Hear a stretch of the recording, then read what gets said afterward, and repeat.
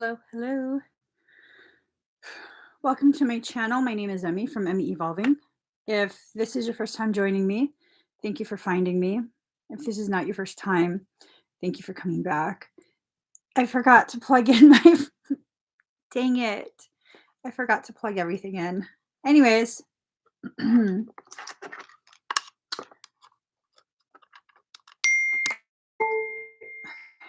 let's see if the Wi-Fi will keep working. All right. Totally forgot to plug everything. That's fine. It's gonna be okay. Oh, I can't whisper because it's my laptop audio. All right, let me just shuffle this a little bit more. It's suffering.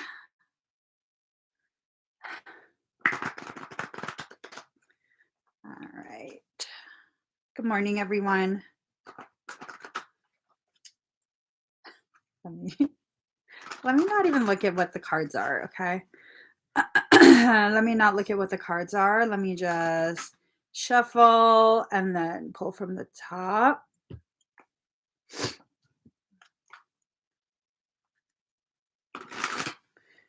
All right, I am doing a reading for Pisces, Sun, Moon, Rising, and Venus.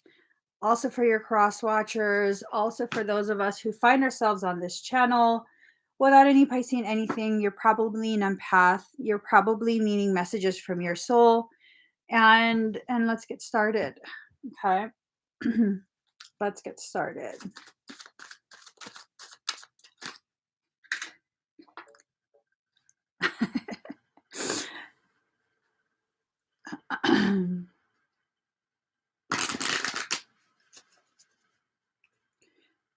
One, two, three, four, five. All right. Ooh, clearance. We got to clear away the old stuff. Okay. Whatever's caused blockages, whatever has caused you to be resistant to um, the way your life is supposed to unfold, it needs to be cleared away. We have to stop letting outside things affect inside circumstance.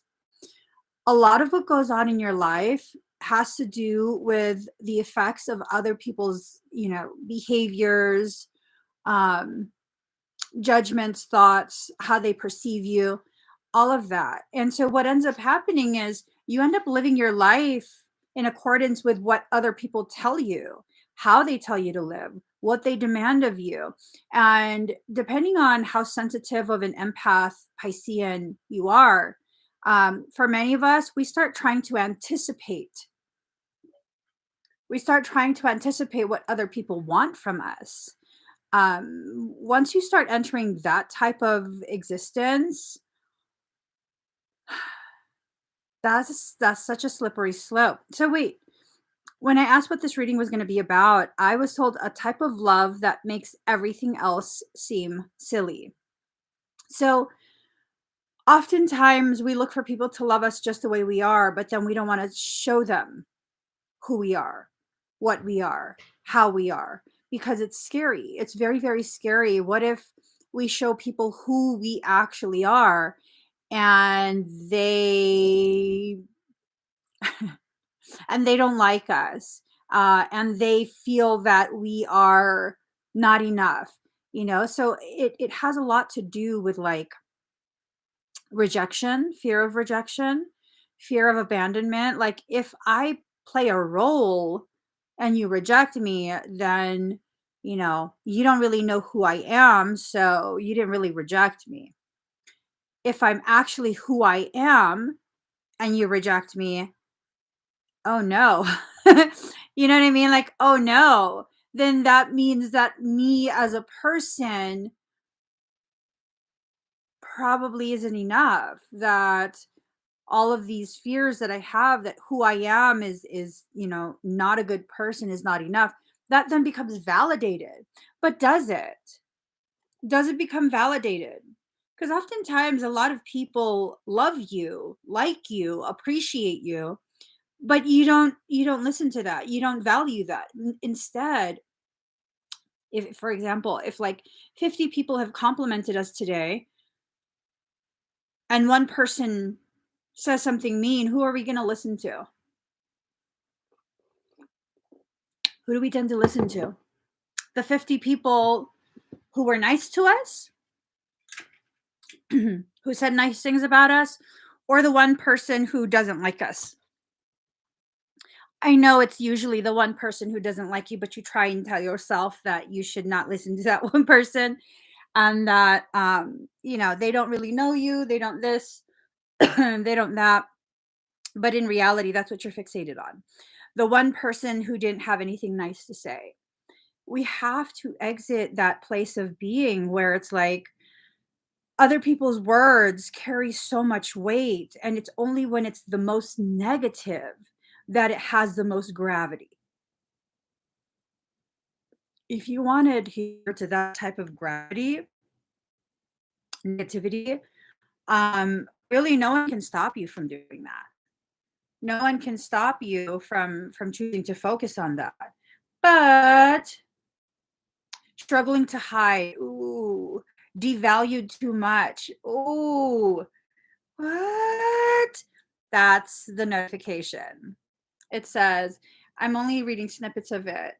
Um, struggling to hide, devalued too much, devalue yourself too much. You've allowed something outside of you to determine what your actual worth is. And if that something doesn't understand you, doesn't understand your worth, the work that I do is valuable. I'm realizing that. The work that I do is actually valuable in this environment, in an environment that if it was, a highly religious type of environment, my work would not be valuable. I'm seen as a witch. I am. People see me as like some sort of witch or oracle or, those other types of things. And that's not valuable in a religious environment unless you're approved by the church, obviously. And I'm not approved by the church, so I don't carry a value there. As a matter of fact, it's detrimental in those environments. Not only do I not hold my value, um, I also am torn down quite a bit. Does that mean I don't have value? No, that means I'm in the wrong environment. That means I need to be somewhere else. And until you can understand your worth to the degree that it's based now on how you perceive yourself, I don't know that you can have it in you to be in environments that regularly and very, very painfully challenges your perception of your value. I literally had to be hidden away for a couple years to understand the value of me. Several years I had to be hidden away. Is it because I'm weak? I don't think I'm weak. Is it because I was ashamed? Maybe. Maybe.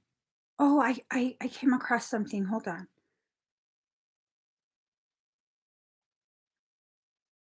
Oh, it's on the laptop. I saved it on the laptop. Hold on. Oh, saved a lot. Jeez Louise, I saved a lot. Let's see which one it is. All right. Let's see.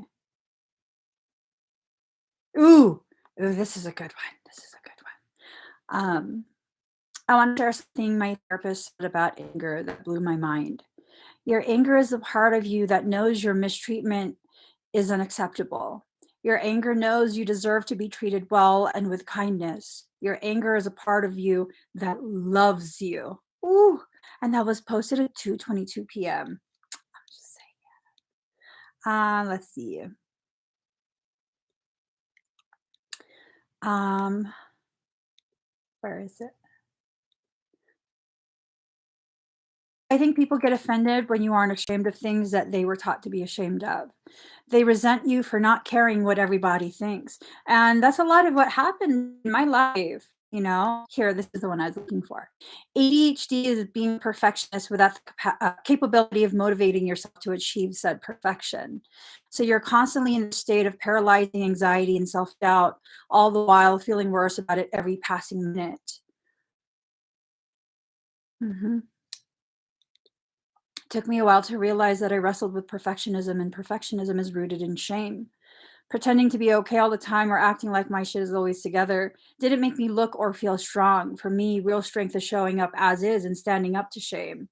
And that was the thing, is that a lot of my value was contingent on other people's level of tolerance for me. Yeah. A lot of my value was contingent on that for a very long time. Always had to be polished, hair always had to be, perfectly done. Makeup, like, it used to take me about 3 hours to get ready to go grocery shopping, to go run an errand. That's insane to me. Now it's insane. Now it's insane. Yeah. I remember needing to always have, like, a mirror in my purse. Not to admire myself, but to make sure that I looked okay. I can laugh about it now, but it was, like, some really, really intense struggle when I was a lot younger. When I was a lot younger, yeah, gosh, how many of us have not been able to just love ourselves as we are, to not be able to accept our aesthetics as it is? I mean, nothing was wrong with me. Nothing was wrong with me. Nothing. But I had to always make sure that everything was in its place. The makeup had to be okay. I could not be shiny anywhere. But then I couldn't be matte anywhere because then it looks like my skin is not glowing. But then and then I had to, and I had a lot of hair, like a lot of hair. It was past my butt. And it was just like, at that time, you can't have texture in your hair, and my hair was coarse. It's a lot finer now, like super fine. Before it used to be really, each strand used to be really, really thick, and my hair was just crazy. And that was a period where people were finally celebrating that Asian straight hair, and it's like, oh God. So I would have to blow dry and straighten it. And I mean, heaven forbid I go out with my hair not freshly washed, blow dried, and straightened. Do you know how hard that is?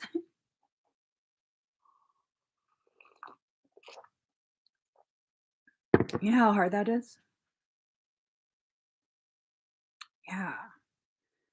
And it was this, so many different people in my head all the time about the way I dress, the way I look, the way I conduct myself. I was already very, very introverted.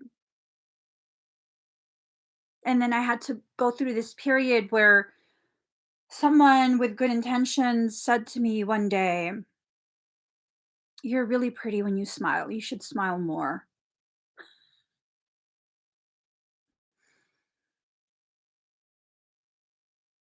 What's there to smile about, though? What's there to smile about? So then I forced myself to smile all the time because, I mean, I don't want to be ugly. She said I'm really pretty when I smile, and I should smile more. To me, that was received as like, oh, so I'm not pretty when I don't smile. And it's not like, the goal wasn't to be pretty or seen as pretty. The goal, what was going through my head was, I'm not acceptable if I'm not. That I have to operate at such a high degree of perfection, or it's not okay, or I will be rejected, I will be ridiculed. people will know then that for sure they'll know that I'm not enough. I mean, I know so many of us still carry this on through adulthood. So many of us carry through our entire lives living this way. But is it even really living? You have to invoke your personal power. You have to call it back to you. You have to call back all these things that we've allowed other people to take away, your sense of worth, your identity. Thank you, Corel. Like your identity is yours. It's not you being able to um it's not you trying to fit in and trying to fit some kind of mold that wasn't designed to fit you. It's not. It's not about the aesthetics that are cool right now. It's about recognizing what makes you feel good. It's about recognizing how much you're complying with other people's demands of you. And if you're complying, that tells me you don't really want to do it. You're just doing it because you feel like you have no other choice.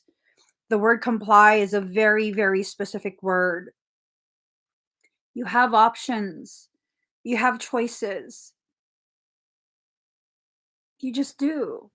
And just because you don't recognize these options and choices does not mean they don't exist. It doesn't. I remember I was working security and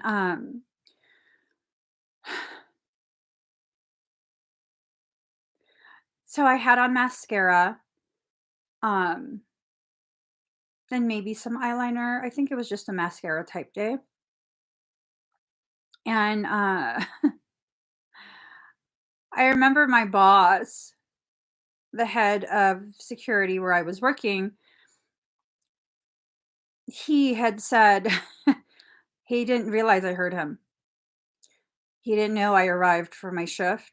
They were in the break room, security break room, and my badge number was 17, and he was like, "17 is gonna be an issue." You're like, "What are you talking about?" "She keeps coming to work with all that makeup, and that's gonna create an issue."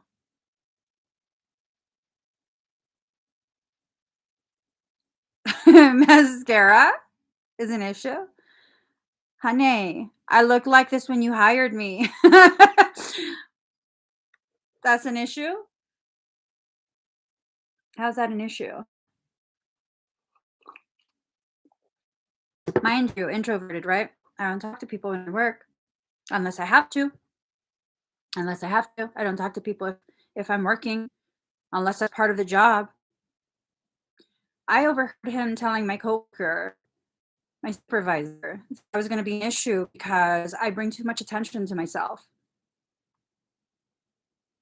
I didn't understand it. I didn't understand it. Like, what am I doing? How am I bringing attention to? I was pissed off. I was really, really pissed off. I was going to quit that night. And then my supervisor, who happened to, he ended up being a friend. Um, he's like, yeah, no, don't worry about it. He's tripping. And I was like, how am I bringing attention to myself? He's like, he's tripping because you're pretty. I was like, but not everyone's drawn to that type of aesthetic. And he just looked at me like, okay. I still don't get it. Like, how does one who doesn't want attention bring attention to themselves? And that's what we don't understand. Just because you don't realize the value that you intrinsically embody, just because that's your norm, does not mean it's the norm for other people. People can see you how you actually are. They have the ability to make up their own mind about you. So then there's this other thing. Hold on, let me find it.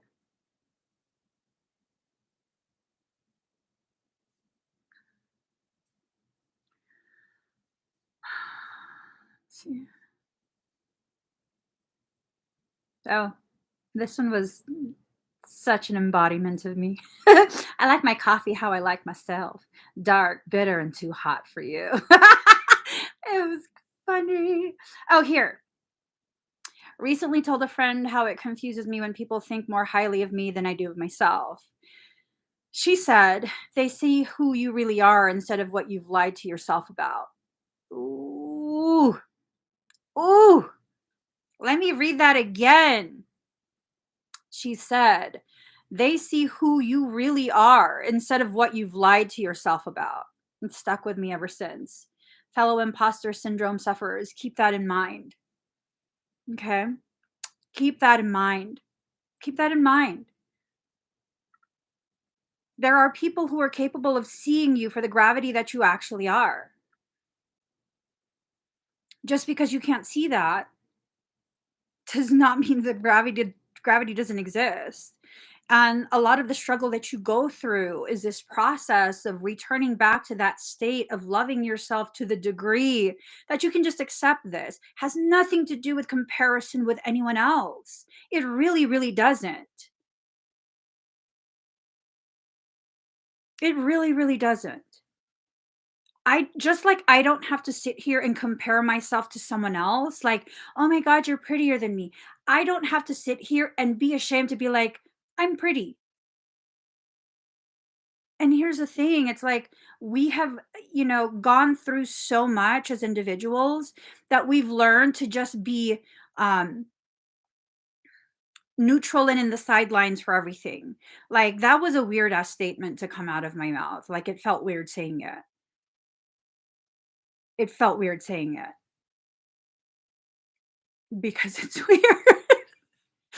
So I see myself as like, I'm not pretty, but I'm not ugly. I'm kind of just, I'm me. If you appreciate my aesthetics, you do. And if you don't, you don't.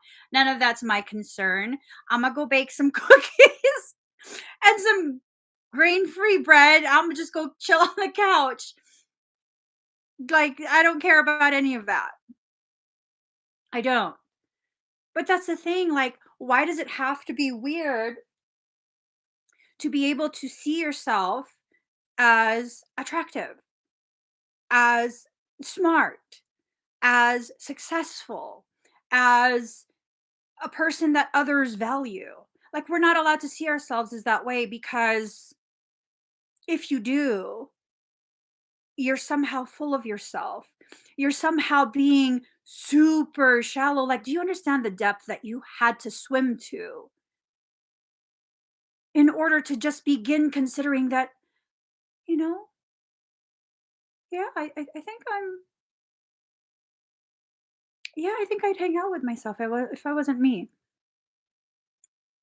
I think I would appreciate myself if I wasn't me. Like, do you know how deep you had to swim?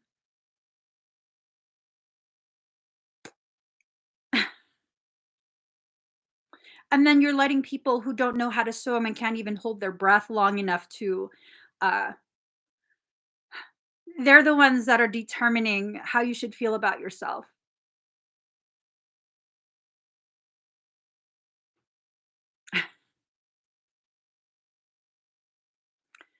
Yeah, yeah. That's crazy to me now. It used to be the norm for me, and now it's just that's crazy. That's not an option. That's just not an option. It's not an option. I decide for myself what I want. I decide for myself what I need. I decide for myself how I'm going to live my life. Before it became cool and hip, I was a vegan for 6.5 years. 6.5 years, I was a devout vegan. Now, people can wear that as like a badge of honor. Like, oh, I'm going to tell everybody I'm vegan because that makes me super spiritual. You know what I mean? Yeah, sure. Um, I never used to tell anyone. Why? Well, because the amount of ridicule I would get if I told them. I would go to family functions and they literally would have no vegan options. They felt that you could just go ahead and pick the meat out of that vegetable dish over there. Just pick the meat out, and it's like, "That's okay, I already ate." Whether I ate or not, "It's okay, I'm not hungry. No, thank you. Thank you, but I'm full."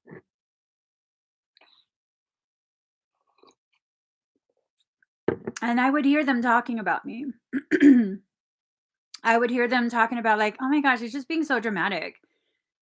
Like, she can't just pull the meat out. It's, like, just too much. Like, she's just too much.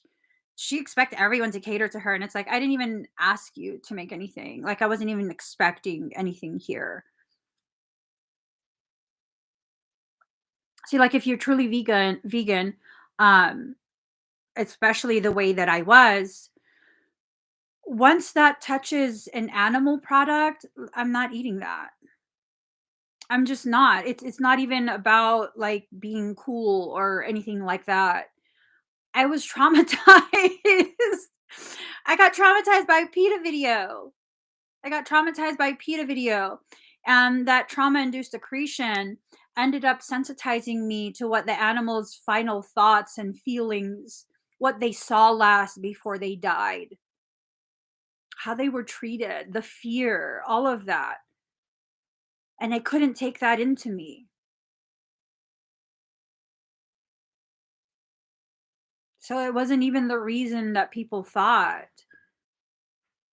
And when people don't understand your reasoning for certain things and they begin to condemn you and judge you and they don't even understand, no one bothered to ask. And honestly, I think at that point, even if they asked, I wouldn't have said it. I wouldn't have shared because it's an environment where it's not acceptable to have those types of sensitivities, despite the fact that I come from a Bruja line. Yeah, I mean, it's not okay for me to have the type of abilities that I have, yet it was readily acceptable. It was well known that my great grandfather could geolocate lost livestock. His daughter, my grandmother, could do hands on healing. Like literally, something was wrong with you. She would know. She could scan. She could do such accurate bone density scanning that she could tell hairline fractures. I mean, but I'm not allowed to be that because I wasn't given permission to.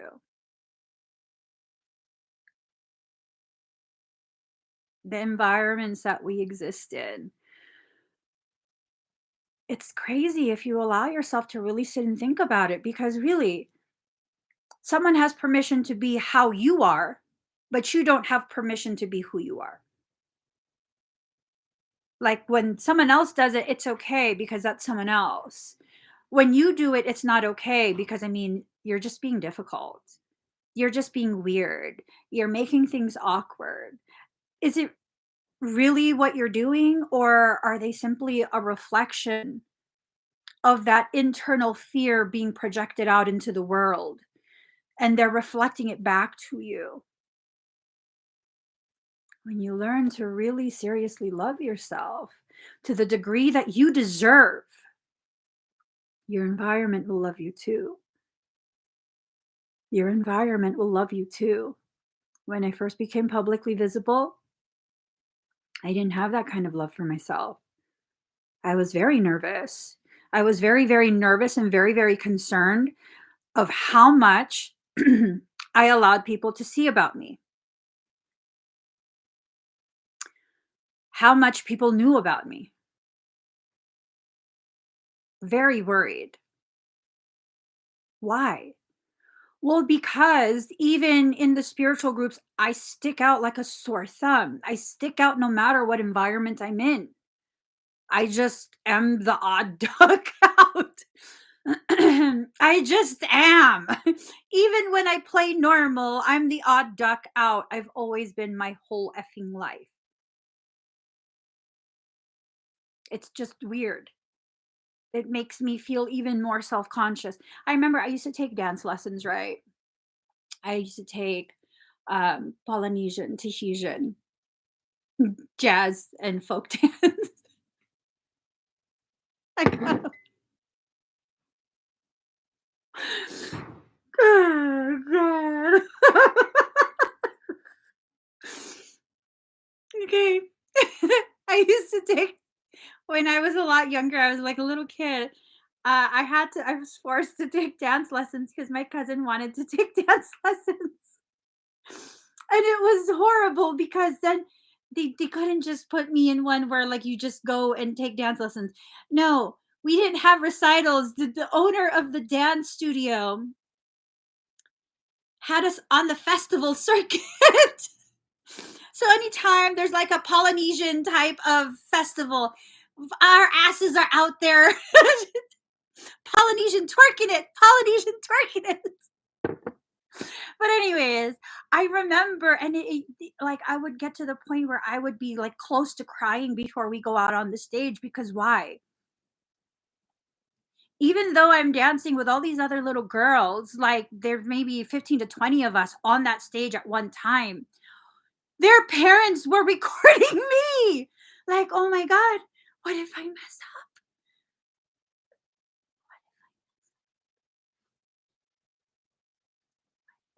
Everybody's parents are watching me. Yeah,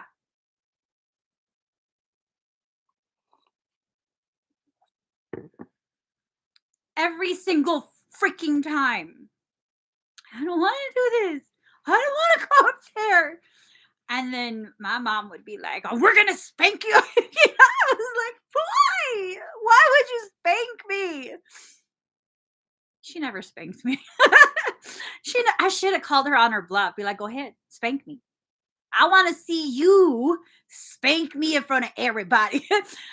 She never spanked me, but she'd like whisper that in my ear. "We're gonna spank you if you don't go out there. I don't want to go out there. If you cry, you're gonna mess up your makeup." Everyone's gonna see your face is gonna look ugly and they're gonna it. I'm like, oh shit, okay, stop crying. People are gonna see. Yeah. And that was the thing. That was like the thing was that everything that I decided for myself, everything that I did, it was always this coercion to comply. Coercion to comply. So same time I'm taking dance classes because my cousin wants to take dance classes and my mom and her mom are BFFs. They're sisters. And me and my cousin are BFFs and like oh, I had to take dance classes. She wanted to take piano lessons, I had to take piano lessons.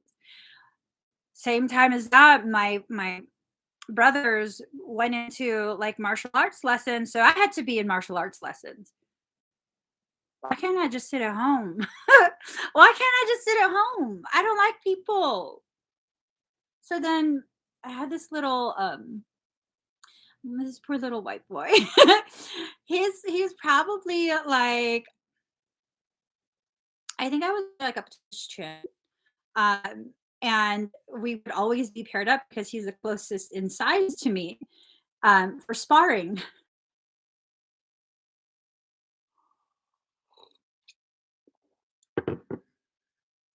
I would take my aggression out on him.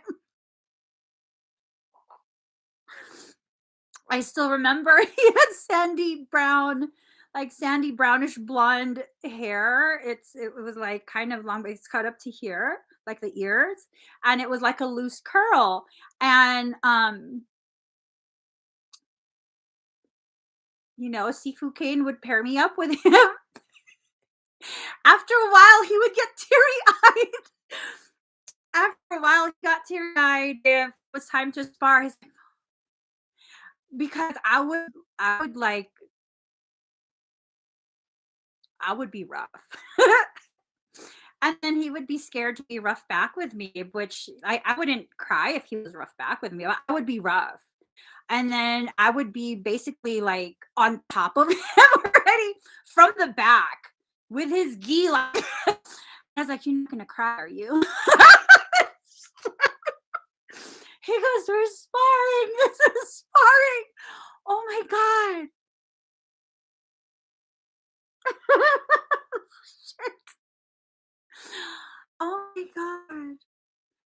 guys hear and see me?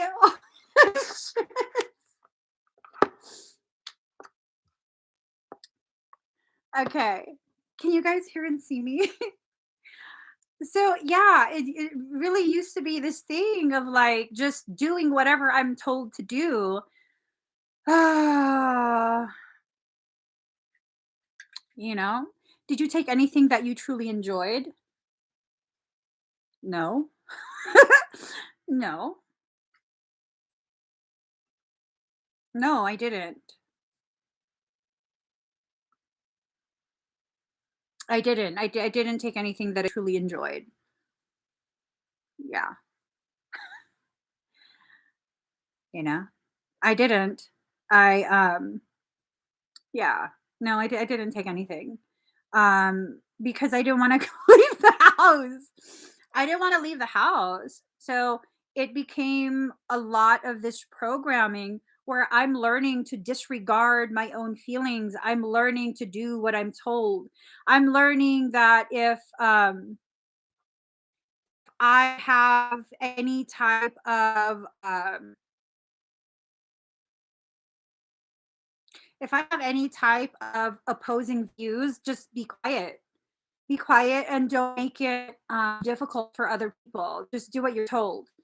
Um, and that really, really affected me all throughout the rest of my adulthood. I mean, how many of you guys were made to feel that as a child?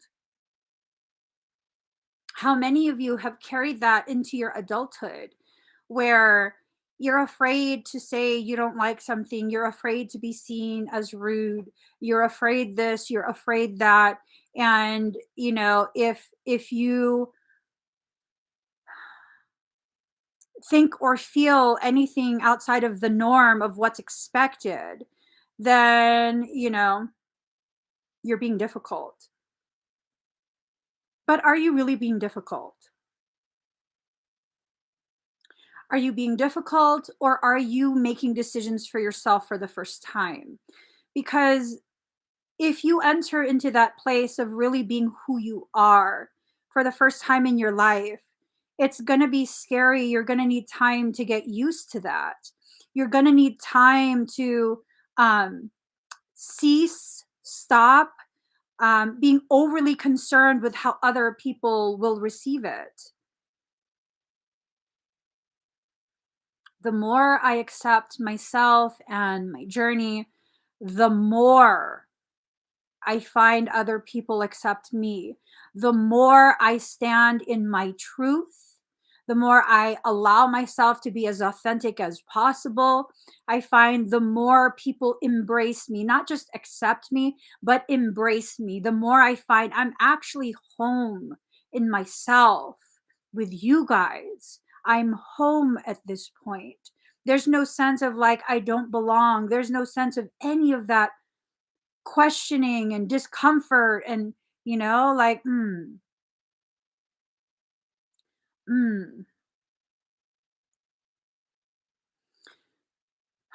It's hard because so many of us have gone through this, yet so many of us have also been conditioned that what we went through is the norm. Do not complain, do not be upset. But is sharing what you lived through complaining?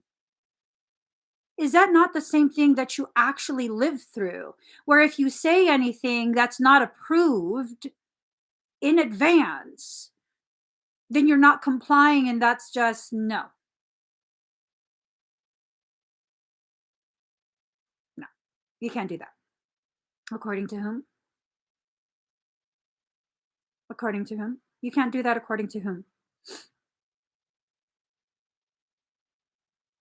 And part of me that's really rebellious. Part of me is like, according to you, I didn't value your input anyways. I'm sorry. You thought I did, but I don't. But I don't. I don't value your input. So what's it matter if you don't value my stance? It doesn't matter. At least not to me. Maybe to you, but if I don't matter to you and you don't matter to me, then what's it to you? Not a damn thing. Not a damn thing. We make too much out of things that really don't matter. We just don't. Someone once asked me when I was a lot younger, they're like, "What are you even fighting against?"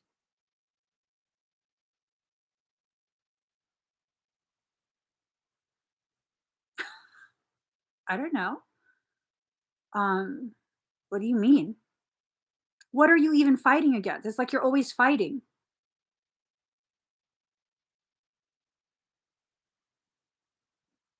Me not agreeing is fighting? And it wasn't even me trying to force you to agree with me and trying to correct you and tell you that my opinion is more valid than yours. It's you asking me a question and me just simply not agreeing. Like, "Oh, no, no, I don't know." And now I'm fighting. There's that saying, stay away from people who make you feel as though you're fighting or arguing every time you communicate. That's just not like, yep. They want to make it fit a mold, and I'm a wildflower, so it became a problem for them. A wildflower growing haphazardly in the sun with no permission and zero fucks given. Wildflowers don't need to be potted. They don't need to be properly placed. They grow wherever the hell they want to grow. They literally grow wherever they want to grow. I remember one time, it was one summer we were driving through, um, I forget which state it was, but it was summertime and obviously all the plants are in blossom, they're in bloom, like everything is just growing, is growing. And I remember through several neighborhoods, maybe it was like Arizona or New Mexico. I think it was Arizona, maybe both, who knows. There is this plant that looks almost like angel's trumpet. It's orangey red, it's gorgeous. And it was like growing everywhere in this neighborhood. Like, oh, everybody loves this plant. It's a Chinese creeper. It's a Chinese creeper vine. I had to look it up because it was so gorgeous to me.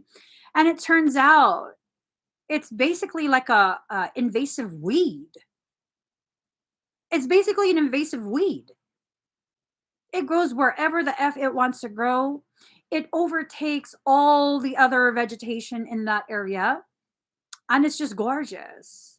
It's gorgeous. And I looked at that and I was like, that's me. I'm gonna grow wherever I want to grow. Mm-mm. I'm not going to stay in a pot. I'm not going to stay confined to one little fence. I'm going to climb over that fence and then I'm going to go ahead and cross that walkway and climb up a telephone pole. That's me. That's how I choose to grow at this point. That's how I choose to grow at this point.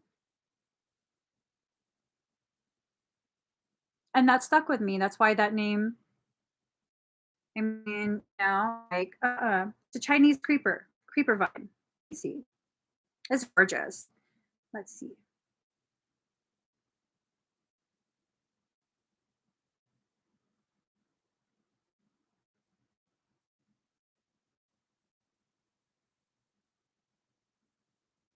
What's this? Chinese creeper vine. It was gorgeous. Like, entire neighborhoods were just covered in that. Like, entire walls and neighborhoods and everything was covered in that. It was gorgeous. Gorgeous, you know? It looks like an angel's trumpet, but it's a creeper vine. I think they're, possibly related. They look like they're related. I was like, "Is that, like, form of the tour?" That's caught my interest, like, is that some magical shit right there? And that's the thing, it doesn't have permission. It's in the environment that it's in and it's chosen to grow. That type of self-love is what you need. That's the type of self-love I'm now cultivating within myself where it's like I don't need to be in specific environments that understand me and accept me and know my value because they know this type of stuff. No. Now Now, I'm entering into this place within my personal journey where any environment I go into, I will grow through that.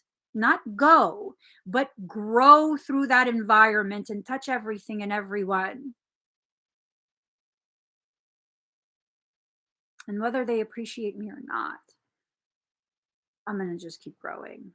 I'm going to just keep going and growing and being and loving myself to the degree that I don't need other people's validation. I don't need other people's permission. I don't need other people watching. I don't need people looking away.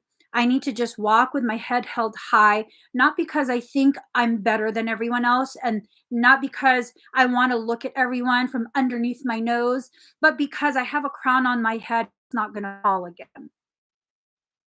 No, I kept that crown in my pocket, hidden away for so long. No, that crown stays on my head. And I will now hold my head high so that crown doesn't fall again. It's okay for me to conduct myself in that way and to still truly, genuinely feel like everyone is my equal. Even if you don't wear your crown, you're still my equal. That's fine.